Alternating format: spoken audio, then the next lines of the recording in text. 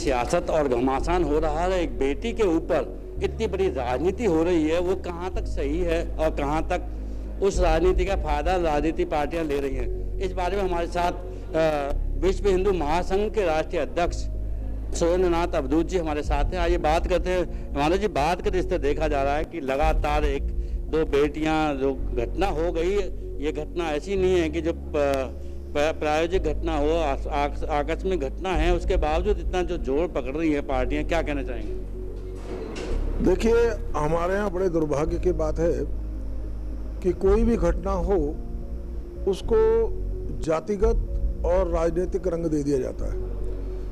अब चाहे वो घटना हाथरस की हो, बलरामपुर की हो या राजस्थान की हो, उसकी निष्पक्ष जांच कराकर जो भी दोषी है उसको कड़ी से कड़ी जो सजा दी जानी चाहिए, इसमें कोई संदेह नहीं है। लेकिन किसी ऐसी बात को जो घटना घटित ही ना हुई हो उसको राजनीतिक रंग देकर और उस पर बवाल मचाया जाए, वो किसी भी तरीके से ठीक नहीं है। भारत देश से देखा जा रहा है कि अभी हाथरस की बेटी के जो आरोपी थे वो पकड़ लिए गए और योगी सरकार ने उनको जो जितना भी संभव हो सकता था वो सारी उन्हें सहायता दी गई। उसके बावजूद भी जो ये राजनीति हो रही है, उसे क्या मानते हैं?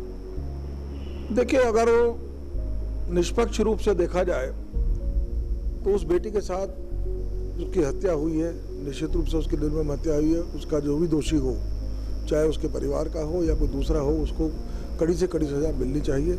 लेकिन जिस तरह की सूचनाएं छन छन कर आ रही हैं और जिस तरह उस बेटी ने पहले बयान दिया कि मेरे को गला दबाकर मारने की कोशिश की गई, बाद में बयान दिया कि उसने मेरे साथ छेड़खानी की गई, फिर अंत में कहा गया कि मेरे साथ जो है गैंग रेप हुआ। जबकि जो यूपी के डीजी हैं लॉ एंड ऑर्डर, वो ये बता रहे हैं कि जो मेडिकल में इस बात की कोई प्रूफ नहीं मिला कि उसके साथ इस प्रकार का कोई रेप हुआ है या कोई जिस प्रकार की दुर्घटना हुई है।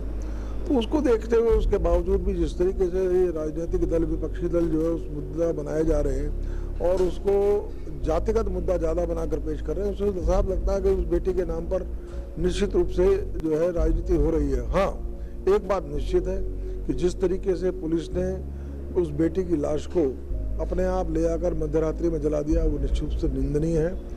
जबकि उस बेटी को उनके परिवार को सौंपा जाना चाहिए था, ताकि वो सनातन रीति से जो संस्कार होते हैं उसका अंतिम संस्कार कर सकते, तो बहुत अच्छा होता। तो इसलिए इसके लिए जो भी दोषी है उसको जो है दंड मिलना चाहिए। जिस तरह से लोग फांसी की मांग कर रहे हैं, तो कहाँ तक जायज़ मानते हैं कि वाकई ऐसे दरिंदों को फांसी की सजा होनी चाहिए? देखिए, बात यह है कि कानून का एक प्रावधान है कि 100 अपराधी छूट जाएं, कोई भी एक निरपराध को जो है सजा नहीं होनी चाहिए। मेरा मानना यह है कि जिस तरह की खबरें अब आ रही हैं उसमें ऐसा लगता है कि इसमें राजनीतिक रंग ज़्यादा दिया जा रहा है और उस बेटी के साथ हत्या जरूर हुई है लेकिन उसके बाद रेप नहीं हुआ, ऐसी सूचनाएं मिल रही हैं। तो उस आधार पर इसकी निष्पक्ष जांच होनी चाहिए। अगर सचमुच उस बेटी के साथ इस तरह का कोई कांड हुआ है तो निश्चित रूप से दोषियों को कड़ी से कड़ी सजा दी जानी चाहिए। तो बिल्कुल जिस तरह से सुरेंद्रनाथ अवधूत जी ने बताया कि वाकई जिस तरह से उस बेटी के साथ इस तरह के जघन्य कांड हुआ है, उन दोषियों को नहीं छोड़ा जाना चाहिए। लेकिन इतना जरूर ध्यान रखना चाहिए कि जो राजनीतिक पार्टियां हैं, जो लोग दुहाई देते हैं कि जाति तोड़ो समाज जोड़ो या जातिवाद को छोड़ने का जो दुहाई देते हैं, वो लोग ऐसी घटनाओं पर, दुखद घटनाओं पर राजनीति ना करें। कैमरामैन प्रिंस के साथ योगेश सोलंकी, तेज निगाहें, दिल्ली।